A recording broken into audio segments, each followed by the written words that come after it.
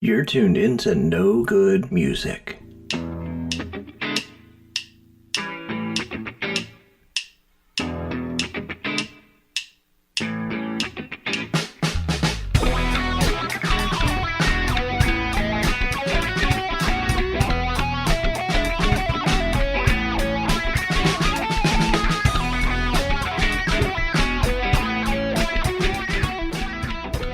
And here are your hosts, Rob and Sam. Hey everyone, this is Rob. And this is Sam. Sam is back, and we're doing a show on, this show is going to be about Kiss Alive, which is celebrating its 50th anniversary on September 10th. So we're putting this out on September 10th, and you'll hear it. I wanted, before we go into the album, there's a lot of interesting stuff about the album. There's a ton. Yeah. And we're going to kind of keep this as short as we can, just so we don't bore you too much. But obviously, if you like Kiss, you're listening to this. Or maybe you just like the sound of our voices, right? I know I do. But before we get into I wanted to, for anyone who doesn't know, Kiss is still, I'd say some members are more active than others. You know, they retired, sort of. I think it's been a couple years now. But Gene had to put his own band together, and now he's doing autograph shows and charging a lot of money, but I am going to meet him next month. Of course. And then Peter supposedly is putting out a new album, which is unbelievable. And it's not just a rumor. It's, I keep hearing about it, but there's no set date or anything. I think you keep freezing up, Sam. Are you there? Great. Yeah, I'm here. I don't know if you were saying something or you're just frozen or. No, Okay. I'm going to move. We're good. I have a Sam is solution. in his car. He's driving. No, he's not driving. He's got. I'm not that. It's just weird to see you with your. I think people do record in their cars podcast. So yeah, Peter's putting out an album. I hope he's singing on it because when I saw him years ago, he had a band nobody knew, and they were singing. I don't know, just cover songs. And then Paul, we don't know where Paul is. Paul was doing the art gallery thing. And then Ace, Wow. Of course, we're not editing this. You know, Sam's getting out of his car now. Sam Better is at internet. his Carry luscious on. estate. We're not going to tell you where. You know, we don't want people, sleeping out on the lawn. Yeah, so all four members Searching sort for of. me. Paul, we don't know. Like I said, his whereabouts. Maybe he's working on a new soul album. I don't know where Sam went. Oh, there, he's getting a chair. Okay. I'll just keep talking. He's got workers at his house. Probably building Well, it just kept saying my internet connection was unstable, so Oh, okay. improving that. So Kiss Alive was released September 10th, 75. It's considered to be their breakthrough album and a landmark for live albums. But there's something about this that's a little awry, Sam, because over the years. Well, I didn't realize Eddie Kramer, this was an Eddie Kramer production. Oh, okay. What else did Eddie Kramer put you on the spot? Isn't he Jimi Hendrix? Oh, okay. I don't know. I'm probably going to miss that No, I because know that name. I'm just drawing a blank. So these songs were recorded originally. We have May 16th, 75, Cobo Arena, Detroit, Michigan. Now, Sam, is that arena still there? Probably not. I'm Like trying all to remember. arenas. Yeah, Kobo's still there. Yeah, I don't Okay. think it's used for much anymore. But yeah, that was the ice arena. And then June 21st, 75, Cleveland Music Hall, Cleveland, Ohio. July 20th, 75, RKO, I never get this name, Orpheum Theater. Yeah, the Orpheum. Yeah, Orpheum. That's probably- Davenport, Iowa. So it went from Michigan to Ohio to Iowa. And then July 23rd, 75, Wildwood Convention Center, Wildwood, New Jersey. Now, Wildwood, I've mentioned it probably before, is every year since I was 5 months old, my parents would go there. That was our vacation. we never really we never went out of the country except maybe Canada, if you want to consider that out of the country. But so we didn't go on big, expensive trips. So the Jersey Shore, that was our go-to. And we're talking like a week every time, not like a couple nights. It was a big family thing with my aunt and my cousins. And so anyway, I'm surprised. And I have to say, Kiss Alive was before I really got into Kiss, when it came out, because I was 9. Sam, you were probably like 2. -7. It would have blown my mind when Destroyer came out in 76. That's when I really was into Kiss. If I had, and I don't know, I guess you would hear on the radio if they were playing somewhere. I would have driven my parents nuts probably to go see Kiss, knowing that they were going to be, in Wildwood. So. Oh, I bet. Yeah. And just to touch base back on Eddie Kramer, Jimi Hendrix, NRBQ, Triumph, Foghat, Carly Simon, Anthrax. He did an Ace Frehley solo record, Robin Trower, Buddy Guy, John McLaughlin, Carl Parkin. So he was a producer or mixer? Yeah. Okay. Engineer, producer. I mean, he's just done so much stuff. Probably Hendrix being the most notable. This is a double album, and it's tracks from their first 3 albums. So this is only their 4th. And I don't know if you know this. I just learned this. The album's title was a homage to the 1972 live album Slade Alive. Oh, I didn't know that. Yeah, by the English rock group Slade, who heavily influenced Kiss. Well, it was also for a live record. It was a complete commercial breakthrough. 110 weeks on the charts, number 9 placing. I mean, that's just crazy. Oh, Kiss Alive. A live record. Yeah. And what I mentioned before is this is considered a live album, but we didn't find out, I don't know. I wouldn't say recently. I think we've known for a while that it wasn't really live. They eventually they didn't like the way, things sounded, so they re-recorded them, but we'll get into that in a minute. So from 74 to 75, they released 3 albums. And although the 3 albums helped establish a cult following for the band, they were commercial failures. According to Paul Stanley, I never thought any of our first 3 albums captured the intensity of what the band was going for or was. And it was a problem because people would come to see us, and many of them weren't buying our albums. Oh, interesting. So it's ironic because they thought they needed to record a live album so people could hear this is what we are. And then the live album sounded like shit. Like Paul Stanley's vocals were, he wasn't in, he was always a little off. It's just weird that they decided they had to go in and re-record everything, except Peter Criss's drums. I get into that in more into that in a little bit. Now Gene Simmons, he always has something to say. And I love Kiss.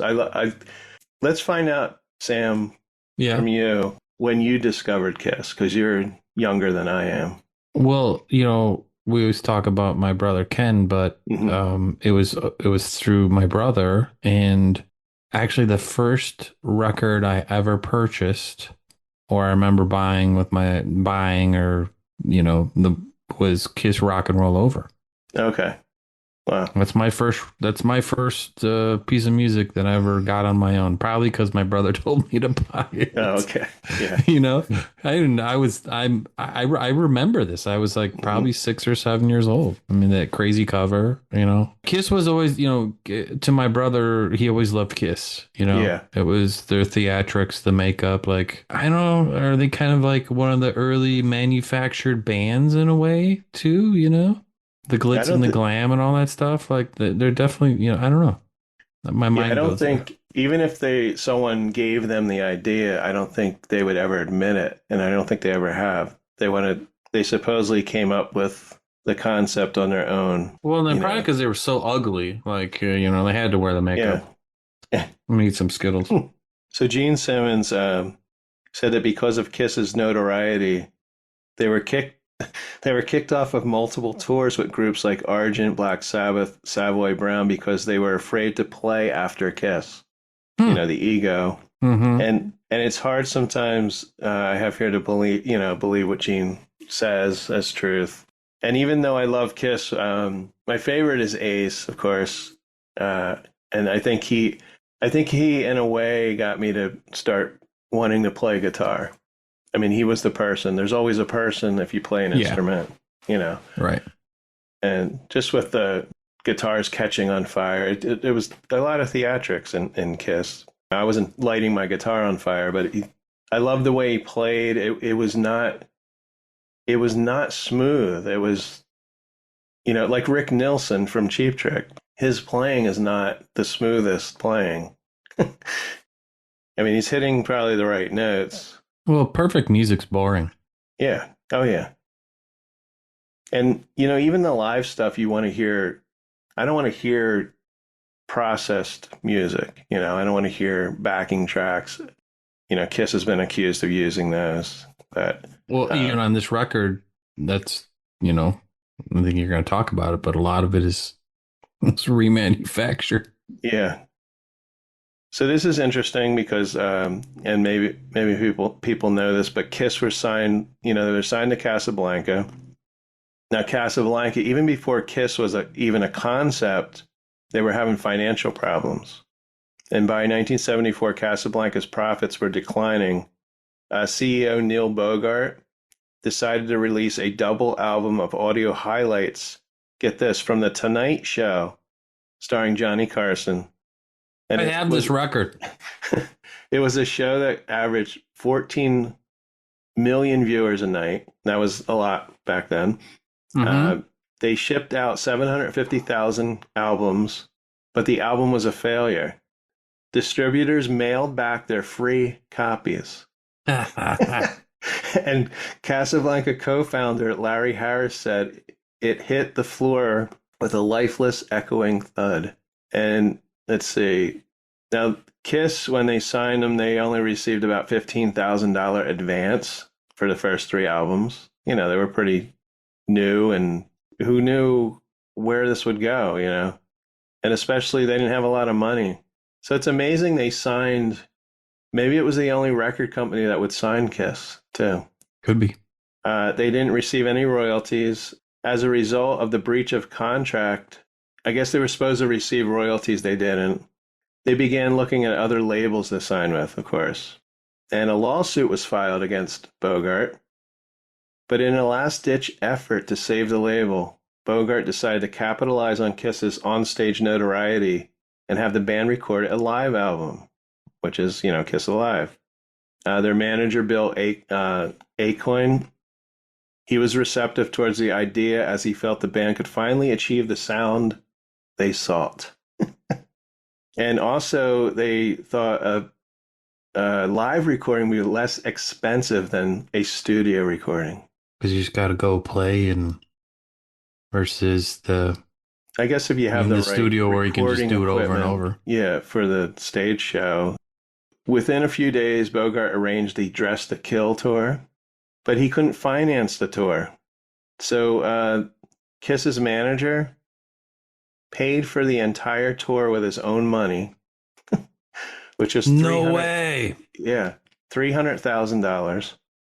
And then, so we're getting to the re-recording. Most of the songs were re-recorded in the studio, with the exception of Peter Criss's drums. And they were so heavily altered that they said only his drum tracks remained untouched. And the heavy studio manipulation is apparent when comparing the raw bootleg. I have to go research this more, see if I can find bootlegs, probably can, recordings from the 75 tour. So if you compare those songs with what Kiss Alive is, sound totally different. You know, I think probably any live record that is put out by a major label, they go in and they make edits. Yeah. And actually, you know, I have a friend that worked for Kid Rock for many years. This is coming back to me. I was at the studio and he was working on a live record because they would auto tune. Mm-hmm. They'll make edits. So yeah, I don't think there's any true major, call it major label live record that isn't altered for the listener experience. I think they started to tell, like I said, with the bootlegs, that there was a huge difference. Something's going on here. Something's different. And I'm sure, like you said, with live album, maybe they do a little tweaking here, a little auto tuning, and you're not going to notice that much. And maybe they don't want to admit it either, because they want it to be a live album. So this is a live feel album. You should call them reality. You know, reality TV, there's no reality to it. Maybe they should call these reality live records. Yeah. It's a bad analogy. So we'll go down, let's see, about the instrument and vocal overdubs. Vocal replacement. The band often sang off-key during their energetic, athletic live shows. So most of Paul Stanley and Gene Simmons' lead vocals were completely re-recorded in the studio. I'm not surprised. Guitar fixes. Ace Frehley's guitar tracks were heavily doctored. Some of his parts, such as solos, are fixed or re-recorded. The overdubs weren't limited to Ace, however. Paul Stanley also re-recorded his guitar parts. Producer, here we go, Eddie Kramer, has stated that the band members did a bunch of guitar and vocal overdubs at Electric Lady Studios. Electric Ladyland. Oh. Oh, no, never mind. Maybe you're right. Maybe it's Electric Lady. Maybe it's Ladyland now. Borrowing gear. This is an interesting one. During the recording sessions at Electric Lady Studios in New York, Kiss famously borrowed gear from Peter Frampton, who was mixing his own live album. Frampton Comes Alive, right? And again, I don't think doing that's uncommon either. Yeah, because he was next door. He has stated that Kiss repeatedly borrowed his mid-50s Les Paul Custom Black Beauty and amps to perform their overdubs. I didn't know this. I didn't know that either. And then, of course, Peter Criss's drum tracks were the only element of the album that was left largely untouched. And then, what about the audience? The crowd noise was doctored to make the album sound more immersive and exciting. Kramer heavily doctored the crowd noise. He spliced together the best cheers and screams from various Kiss performances and mixed them in throughout the songs. And you know what they would say if they were here? They'd be like, you know what? It worked. Mm-hmm. We were in the charts for 100 weeks, blah, blah, blah, blah, blah. Yeah. That works. Pyrotechnics. To recreate the sound of the band's famous pyrotechniques, the crew recorded the sound of cannons to mimic the loud explosive bangs. Oh, wow. I love it. What, was this in the parking lot of the... I mean, we're in New York City. Hall. Where are you firing off cannons? They had to go to Jersey, I think, to do that. Probably. Right. This is an interesting one, too. The fourth side of the vinyl album reportedly contains a live recording, they aren't saying what song, that was captured at a rehearsal in New Jersey with no audience present. Hilarious. Yeah. And then after years of downplaying the level of studio manipulation, the band members and producer have since become more open about the extensive process. Paul Stanley, in his 2014 autobiography, Face the Music, A Life Exposed, and I would recommend, if you haven't read Paul's book, Ace, Pete, they all have a book out. It's like Paul's the best? Is that what you're saying? I like Peter's the best because there a lot going on with Peter. A lot more than Paul. Paul goes into his hearing problem, he was basically born with one ear. Oh, I didn't know that. Yeah, he's deaf in one ear. So that's amazing to me for a singer to be. I mean, I can't hear out of one ear, but I also can't sing either. So, well, you're deaf in one ear? Yeah, mostly. It's like muffled. I'll talk to you about that off air. Yeah. Okay. Sorry, folks. It's private. Yeah, his autobiography, Stanley wrote that the goal was to create the experience of a live show and not to trick fans. He said, who wanted to hear a mistake repeated endlessly? Who wanted to hear an out-of-tune guitar? for what? Authenticity? I love it. Eddie Kramer in 2003 said that the only live recording on the album, of course, we went over this a couple times now, Peter Criss's drums. He says, who cares if it was overdubbed? The energy still comes through. And then Ace Frehley in 2011 memoir, No Regrets, he detailed the extensive work done in the studio where the band tinkered and tweaked, sometimes completely overdubbed songs for 3 weeks. Let's see, because Ace Frehley was the most dynamic on-stage performer in the band, his guitar work suffered the most from movement and pyrotechniques. That's great. I love it. So this album, the significance is I have here, reached number 9, Billboard 200, becoming the band's first top 10 album and selling millions of copies. And it saved the record label from bankruptcy. The label was probably weeks from bankruptcy. I mean, who knows, right? How long? It would have been soon.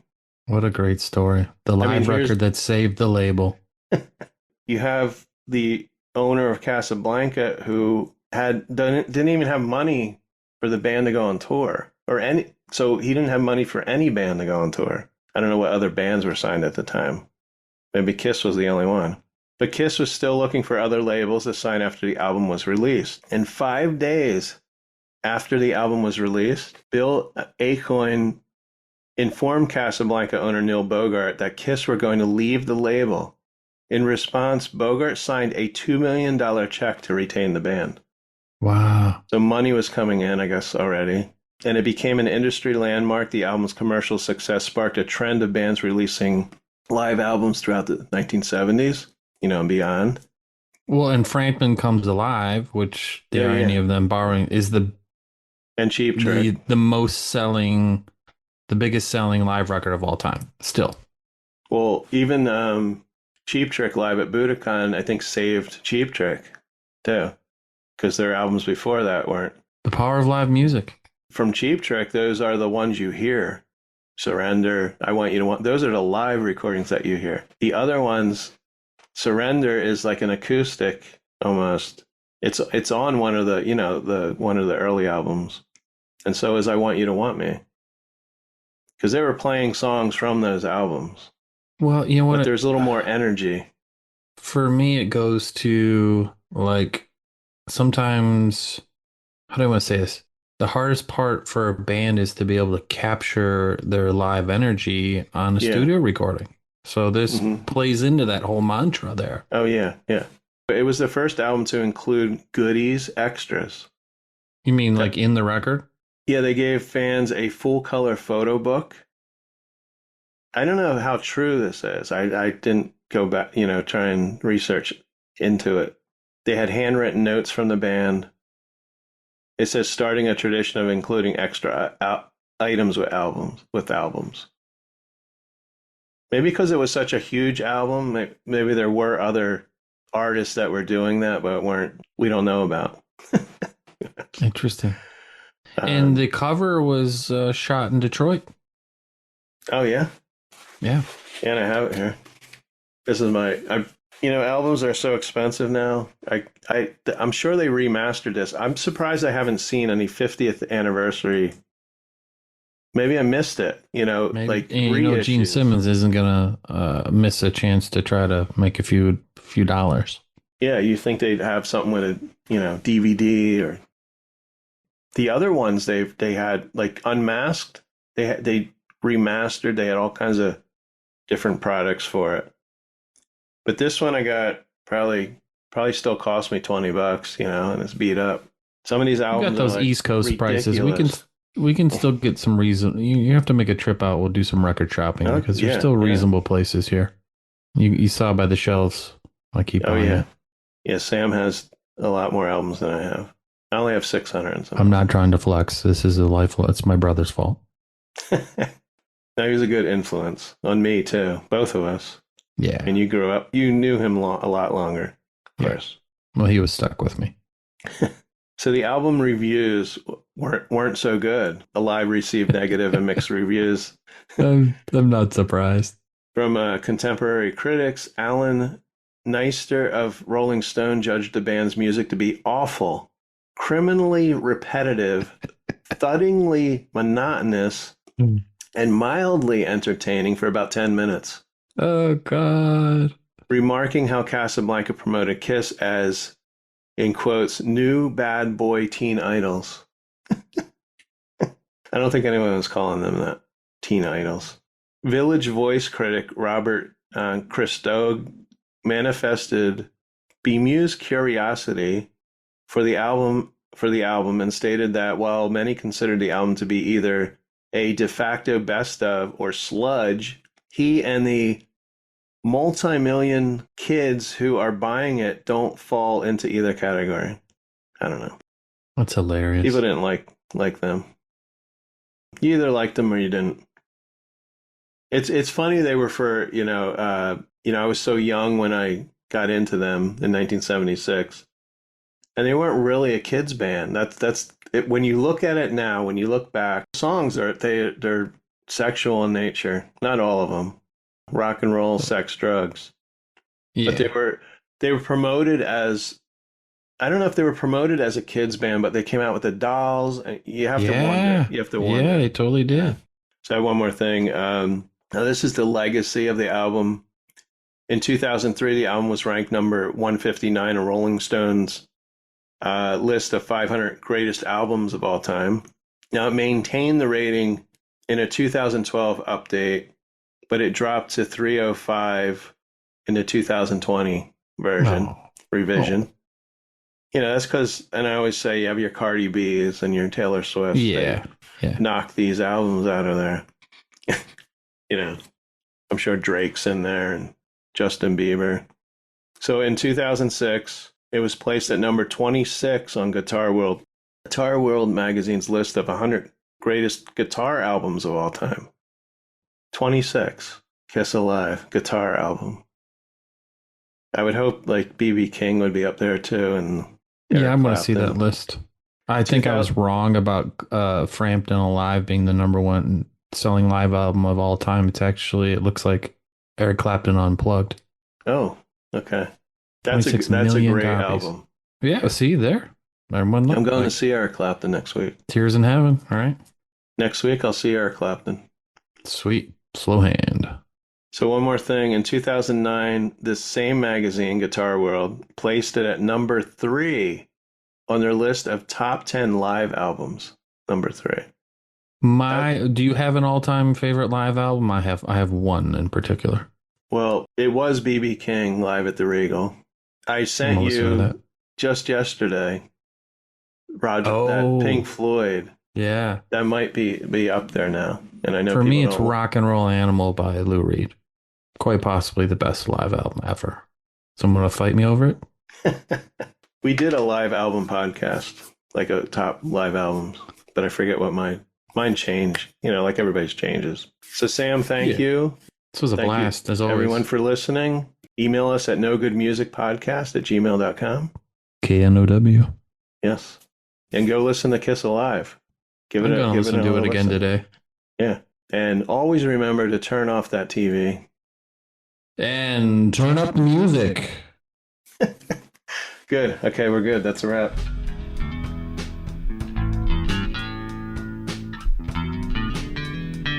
You've been listening to No Good Music, intro and exit music by the band 99%. Today's episode was recorded live and slightly edited for your listening enjoyment at the Did You Say 7 Studios in Washington, New Jersey. You can find No Good Music on Apple Podcasts, Spotify, Pandora, our host site Podbean, and mostly anywhere you listen to podcasts. Be sure to follow our Facebook and Instagram pages. And as always, thank you for listening.